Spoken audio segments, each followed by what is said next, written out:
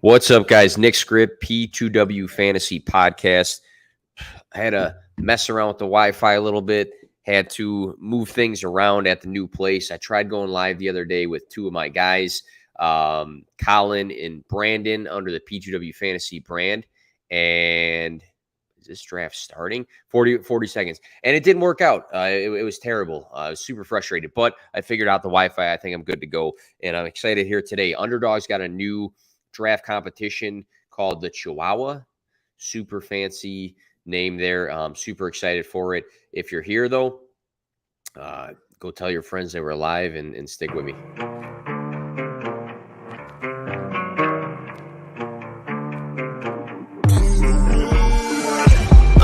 Play to win, no fear to give. I feel, but I can't forgive. I go all in this time, yeah, I won't regret. I'll pick the best on trip, they don't understand. I play to win, yeah, I play to win, I play to win, yeah, I play to win, I play to win. Oh. And we got to turn it off because we are live. We're on the clock. We have the first overall pick. What are the odds of that?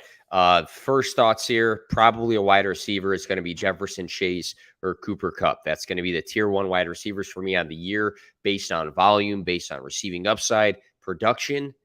And this year, I do think that Chase can take a big step forward in that Justin Jefferson direction. I mean, we're talking about a guy that I think, I said it out the other day, percentage of 10-plus target games, and I'm pretty sure outside of DeAndre Hopkins, Jamar Chase led the way, which might be surprising. And, that was a concern for a lot of people is hey, T. Higgins exists. Tyler Boyd's not a bum.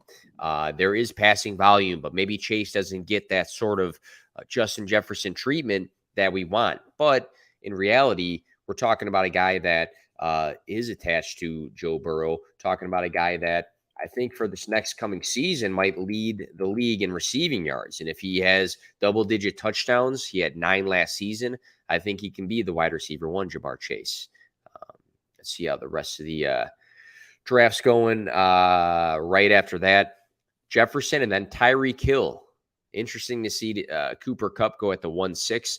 I think I'm not saying people are down at all. A lot of sites have him as a top 3 wide receiver, but there might be some hesitation. Hey, maybe Matthew Stafford's not what he once was. He's coming off of those injuries. Both of those guys are older, but when we're looking at that team, target competition is very low. That's why a lot of guys like the rookie Puka. Is Van Jefferson going to be like a flex play one day? Tyler Higbee, he surprisingly was somebody that got a lot of targets last year because there wasn't a ton of competition. So looking at Cooper Kupp compared to Jefferson and Chase, he doesn't have one of those, he doesn't have a Jordan Addison. He doesn't have a T. Higgins. Kelsey, I think you can argue he went at the 1-4, that he could be the 1-1 just because he is a man amongst boys when it comes to several different statistics. I looked at for tight ends, the percentage of games played with 7-plus targets, the percentage of games played with 70-plus receiving yards. And Kelsey was by far in his own tier in both of those categories. Those are upside categories. So I think there is obviously the clear advantage.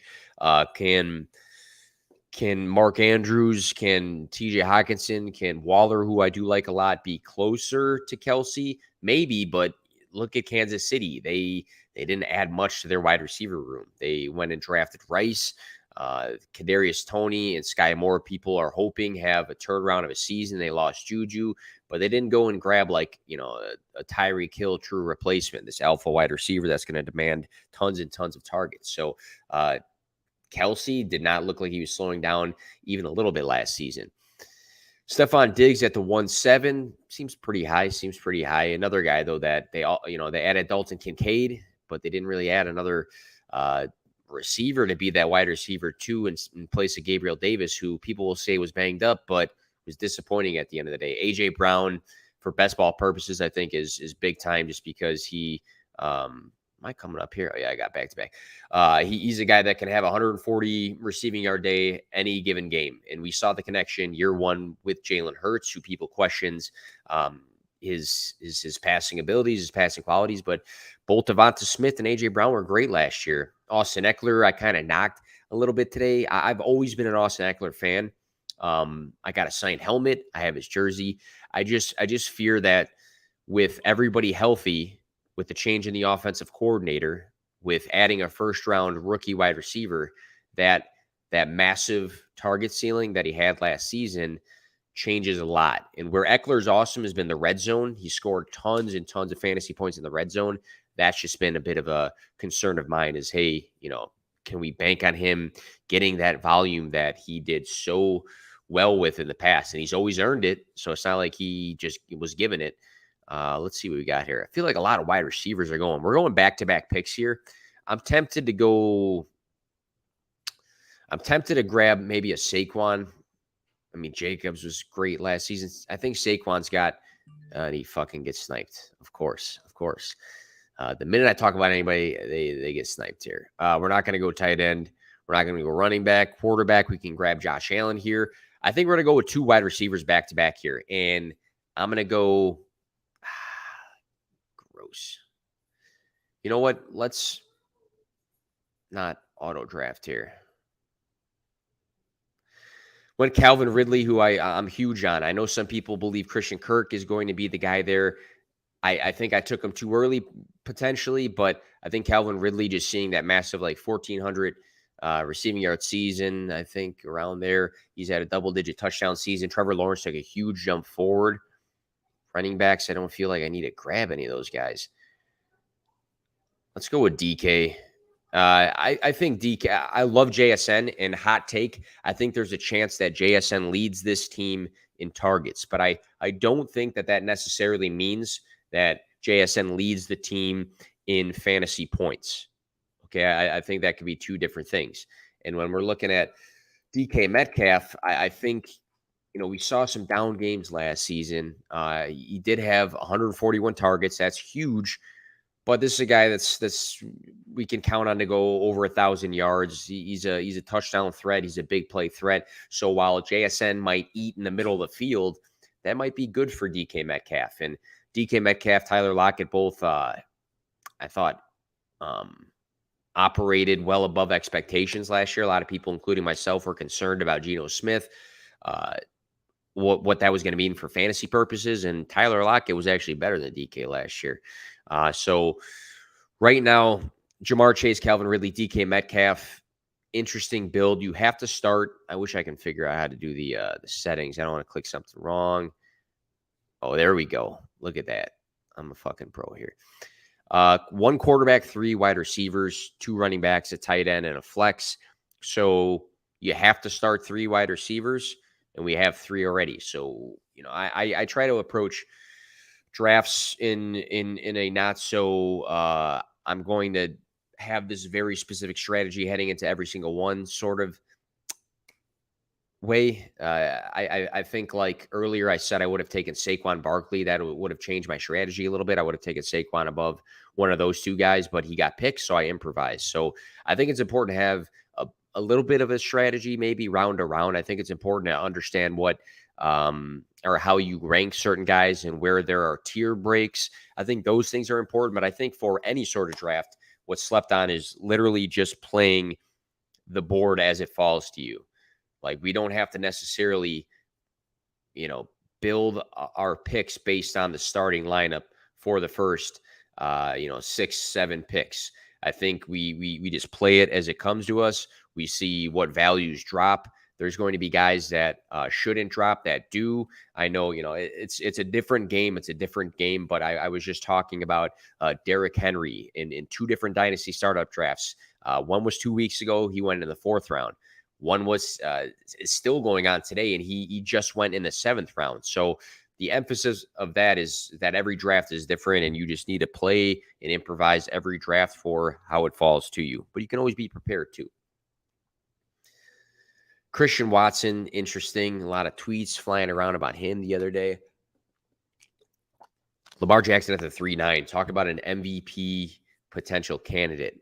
Best system he's ever had. New offensive coordinator. They're going to want to throw the ball a bit more. So when you give a running quarterback more weapons, how dangerous will they be for fantasy? Could be scary at times. I mean, look at Jalen Hurts last season. Jalen Hurts had A.J. Brown, Devonta Smith, Dallas Goedert all together. Maybe not everybody played every single game together, but having that sort of receiving core plus having the rushing upside that he did, I mean, what else could you want for a fantasy quarterback? And that's exactly what Lamar Jackson has. That's exactly what Justin Fields' system is kind of shaping into. We got this super high rushing uh, upside quarterback. Now we're going to add pieces to that O line. Now we're going to give him an alpha wide receiver. Now guys are healthy. So, Justin Fields, I talked about it before. Justin Fields is set up to be the next Jalen Hurts. Got people calling me right now. It's only my mom. 5 picks until me. Terry McLaurin went. Keenan Allen. Jerry. I love Jerry Jeudy. If anybody actually follows my content at all, I'm one of the biggest Jerry Jeudy stands out there. I have this like embedded in my head. The last 7 games played 50% plus of the snaps. He averaged like 19-ish fantasy points. That is massive. And I think having Sean Payton now as the head coach leading the way, he's had guys like Michael Thomas and Brandon Cooks and Colston go off, right, and have big seasons. I'm not saying he directly was 100% the reason that happened, but he oversaw systems that's what happened. Man, I wonder if we just like completely fade running back. I've actually been a fan of taking the old running backs like later. Like Zeke and Fournette, those guys. Kenneth Walker, Joe Mixon, Aaron Jones. There's some question marks here. I mean, we can really stack like Aaron Jones and Dobbins. I feel like that can be a thing. Drake London and DJ Moore. I feel like that would be a pretty nice stack. Why don't we do that? Why don't we just go super wide receiver heavy? Drake London, seeing the last couple of games with boom. All right, we'll do that. Seeing his connection with Desmond Ridder in the 4-game split, they were letting Ridder throw the ball. London got a ton of targets. I think London finished with like 120 receiving yards. And I love DJ Moore. Call me a Chicago stan. But he's been a guy that's had the receiving yard upside. You wanted a wide receiver, but never has had the situation. And I think now, believe it or not, I think now that he has his best quarterback he's ever played with. He has a quarterback that I think people undermine as a passer because of the low passing volume Chicago had last year. But in Chicago, I say the same thing all over and over again. They had I think 7 or 8 one-score games. This was a team that was not actively tanking to make it obvious, but this was a team that was tanking. I mean, this was a team that ended up with the first overall pick. They had 7 or 8 one-score games. That was an impact on the passing volume. Having a shitty O-line, having a terrible, if not the worst, wide receiver group in the NFL. I mean, there was a time that Mooney, I think Mooney only played like 12 games or whatever the case was. What was it last season? I got it right here. Mooney missed time.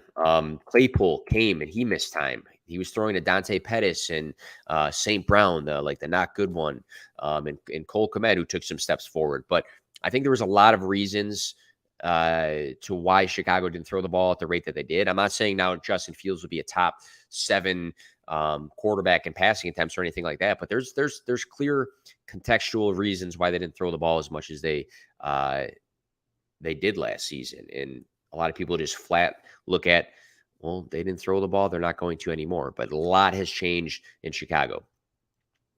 Chris Godwin went at the 5.5. I said this before in some tweets and some other content, but I actually am pretty optimistic about Chris Godwin. I faded him last season because I felt that he wasn't healthy after that ACL, or he might come back and he might be slow to get on the field, or he might miss half the season. I thought at one point.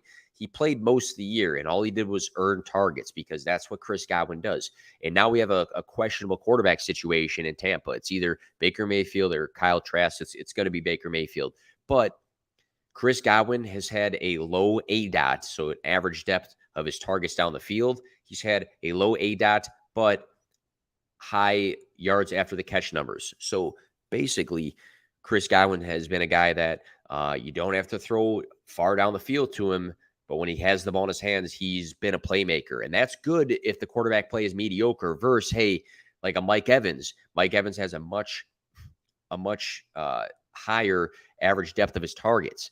And if you're not optimistic about Baker Mayfield being efficient throwing the ball down the field, you know, that can hurt maybe a Mike Evans stock because you're depending on those deep plays to connect versus, hey, the quarterback play might be a little bit mediocre, but the depth of the targets are not very far down the field. So it's shorter plays. Most guys can do the shorter plays. Not everybody can make those big plays down the field to Mike Evans, but we'll see. We'll see. Kyle Pitts at the 5'11", Cam Akers, I've never been a Cam Akers guy, but he did ball out at the end of last season, and he did not have much added competition. I think Zach Evans was added. Sony Michel is now in town. I used to actually like Sony Michel a lot. I'm up in 7 picks. I used to like Sony Michel a lot, but he doesn't have much competition. So I can see reasons why people are excited for Cam Akers, especially if he's a middle round running back that should see the volume that you want in your running back. Because at the end of the day, we can, look at all these efficiency metrics. We can look at upside metrics. We can look at every statistic you want, but plain and simple, you want your wide receivers to see as many targets as possible consistently. You want your running backs to touch the ball as much as possible. Running back volume is key, and Cam Akers is set up for it. Miles Sanders went. I talked about him and his opportunity as well for talking about limited competition. Hubbard is not somebody I fear to take away a lot from. Miles Sanders and Deonta Foreman combined with whatever Christian McCaffrey had last season, that's a decent amount of vacated carries. So I do have some optimism for Miles Sanders. It's just going to come down to, is this Carolina offense going to be good? Is this Carolina offense going to be in scoring positions? Because if they are lacking scoring positions, please, J.K. Dobbins, fall to me.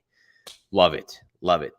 If the Carolina Panthers are not in tons of scoring positions or struggling as an offense, that might hurt their running back at the end of the day. He was with the Eagles last year, one of the best offenses in the league. It's much different.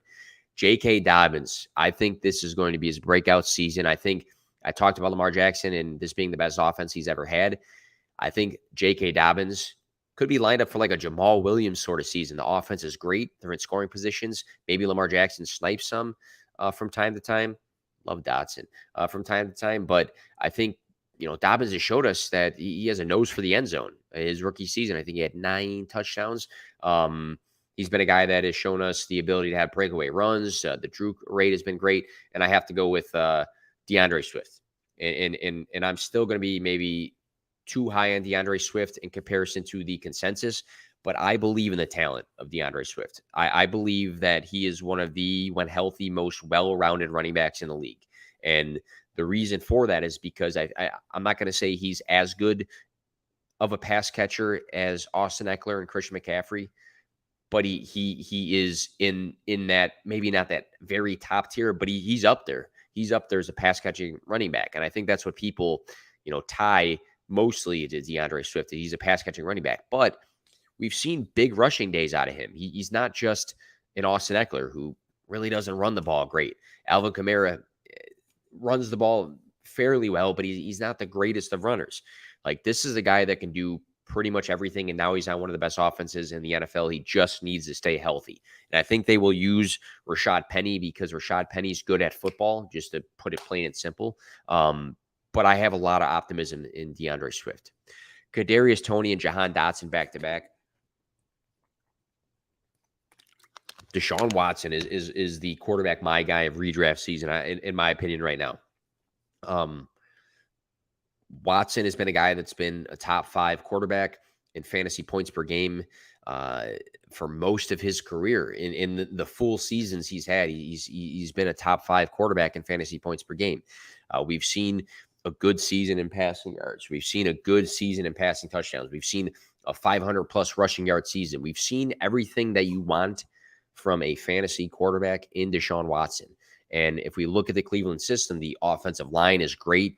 Pretty sure Mike Clay ranked them number 2 back in May when he did the rankings for the offensive line. Amari Cooper's coming off of a big season. Big Elijah Moore truther still. I think another guy that's just talented, and he had a falling out. in his last system. I think he can have a career turnaround. Add that to David Njoku, crazy athletic freak of a tight end who I think has a ton of upside if given the volume. And Donovan Peoples-Jones, a field stretcher. Cedric Tillman was just drafted. It's a good system. Deshaun Watson can have a very good fantasy season. I will rank him much higher than consensus. Quentin Johnston, Gabriel Davis, those are two guys that maybe won't have the most consistent of weeks, but I think are two guys that have big time receiving yard and potentially receiving touchdown upside. So you got to like that. I like Brandon Cooks too. I've always liked Brandon Cooks. He's had such a great career. He's been very consistent for the most part. Last season, I think, was just an asterisk. They were horrible. They were juggling their quarterbacks a little bit, but Brandon Cooks attached to Dak Prescott, if that passing volume gets back up to what it was, I think 2021 for Dak. It was super high. Brandon Cooks can have a really big year. Waller, I'm very in on. Another guy, just if he's healthy, he could have a tight end overall one season. I do believe that. He's had huge receiving yard seasons. He's had seasons of massive target volume. And now he's going to a New York Giants offense that Daniel Jones is coming off of a career year. He was very competent. Brian Daboll is doing a great job in New York with the Giants, and Waller could be the number one target there. Just plain and simple. He's the Kelsey of the Giants. He just needs to stay on the field at the end of the day. So I like our team so far. I feel like I go into these drafts sometimes drafting guys that I've been hyping up this offseason, and I think I'll just live or die by my my advice. You know, if I've been talking a lot about like Calvin Ridley, I've been talking a lot about DeAndre Swift and J.K. Dobbins. So if they're great, then it means my process worked, and then you can see that I'm jumping on my process. I'm not just talking shit about it.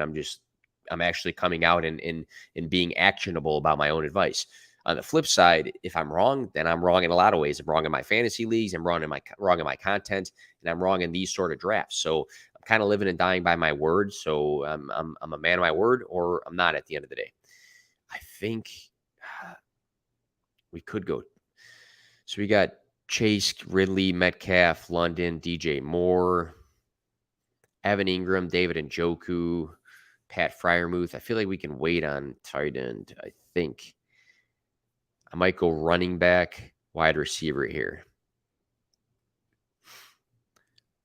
Oh, the wide receivers got super gross.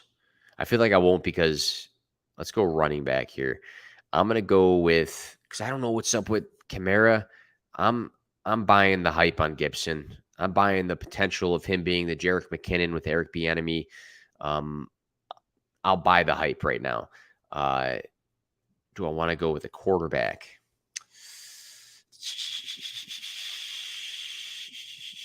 Or a tight end? I'm going to go, you know what? I'm going to go with Big Pat. I think Pat Freiermuth, he's not a sleeper. And I won't say he's like necessarily slept on, but when we're looking again, when I looked at the upside metrics of the tight ends that had, what percentage of 7+ target games did they have? What percentage of 70+ receiving yard games did they have? Pat Freiermuth stood out in those categories. And a lot of people believe George Pickens can have a great season. A lot of people think he's going to be mediocre and inconsistent. Deontay Johnson, I think, will continuously earn targets at a high rate. I think Pat Freiermuth has really solidified his role. I think we saw a good jump in many things that we wanted. The only jump we didn't see for Pat last season was the receiving touchdowns. He took a step backwards, but they only had 12 receiving touchdowns all year in Pittsburgh. So we saw his rookie season with Big Ben. He was an end zone target. He was a red zone target. We saw his sophomore year, though, that he took a jump in overall targets. He took a jump in receiving yards. He was making plays after the catch. I think Pat Freiermuth is a guy that if I don't want to spend the draft capital on Kelsey or Andrews or Hawkinson, one of those guys, I'm looking at Pat Freiermuth. I thought about Tua and I thought about Richardson. We'll see if one of those guys falls. I haven't taken a quarterback yet. It looks like a lot of other people have, though.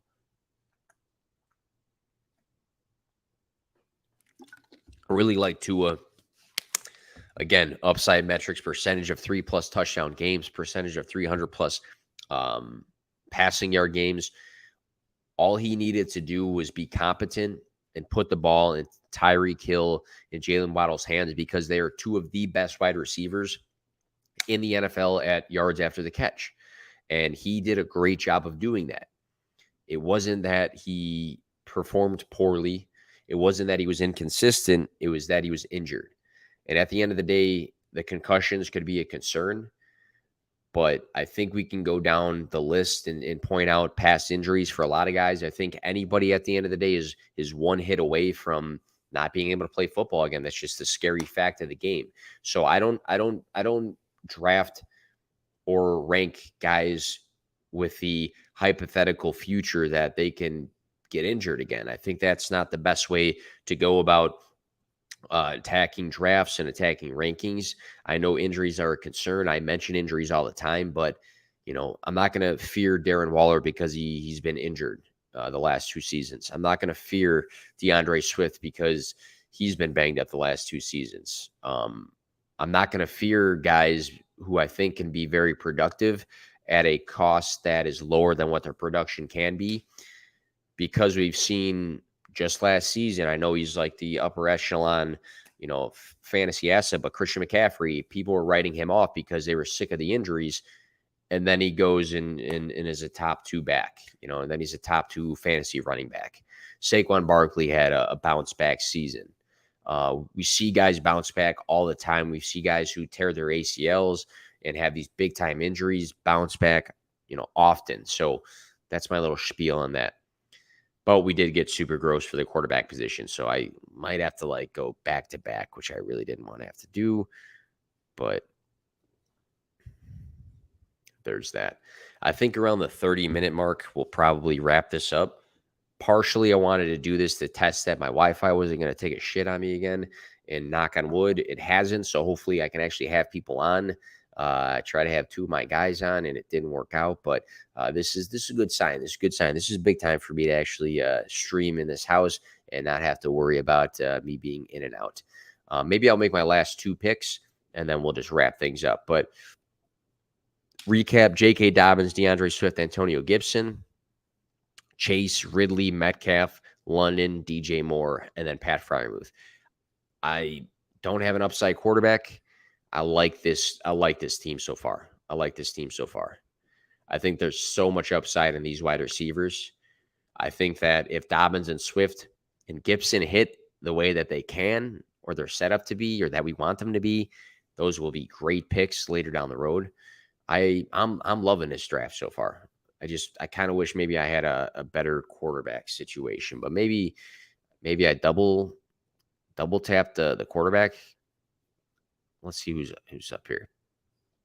Now these guys are handcuffs. I mean, McKinnon's interesting. I don't think I need to take him here, though. Myers, Gallup, Dubs, Rondale Moore. I feel like I'm going to wait for more rookies. Let's double tap. Let's go. I don't know if I want to double tap, though. Let's go. This is interesting. Let's go Geno just because of that core that he has. And let's go. Do we want to go Aaron Rodgers? Is Aaron Rodgers going to have a huge season in New York? Not sure. We could get a second tight end. Nah, I think we can wait there too. Yeah, let's do that. Let's go Rodgers. I've never liked Rodgers. Never been a fan. I'm a Bears fan. But maybe he has a youthful change in New York, and he steps his play up. That'll do it though for this podcast. I will post the results on Twitter. So go check out my page at P2W Fantasy to see the final results of this draft. I'm optimistic. We just won $1 million here. Maybe not with that quarterback room, but otherwise, it's in the link of the bio. Go check out the Patreon, patreon.com/P2W Fantasy. shit ton of content in there on a daily basis, very consistent, touching on different categories, different topics, and different forms of content. We also have daily discussions in there. I got guys posting their teams in thumbs up, thumbs down in discussions on what these teams look like for dynasty leagues right now, and how to make them better. We talk trades, we talk strategy, we talk a lot of different things in there. So it's not just me spitting out content. It's me spitting out the content, but a lot of other people spitting out different things related to fantasy football. $5 a month, you'll spend $5 tomorrow on something that you'll probably never use again, or evaporate. So thanks for checking this one out, guys, and hope to catch you guys on another podcast soon.